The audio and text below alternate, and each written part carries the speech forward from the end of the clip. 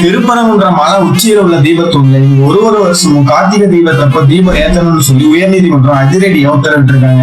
உயர்நீதிமன்ற நீதிபதி GR சுவாமிநாதன் ஏற்கனவே அந்த தீபத்தூண்ல தீபம் ஏத்தணும்னு சொல்லி உத்தரவிட்டிருந்தாங்க. அந்த உத்தரவை எதிர்த்து தமிழ்நாடு அரசு சார்பில் மேல்முறையீடு பண்ணியிருந்தாங்க. அந்த மேல்முறையீட்டு மனுவை விசாரிச்ச உயர்நீதிமன்ற நீதிபதிகள் ஜஸ்டிஸ் திரு G ஜெயச்சந்திரன் மற்றும் KK ராமகிருஷ்ணன் அவர்கள் ஜஸ்டிஸ் GR சுவாமிநாதன் அவர்கள் வழங்கிய தீர்ப்பு செல்லும்னு சொல்லியிருக்காங்க. அது மட்டும் இல்லாம அரசு இந்த விவகாரத்துல அரசியல் உள்நோக்கத்தோட செயல்பட்டு இருக்கணும். ஒரு நாள் தீபம் ஏற்றுவதனால பொது அமைதி பாதிக்கப்படும் சொல்ற அரசோட வாதத்தை ஏத்துக்க முடியாதுன்னு சொல்லியிருக்காங்க.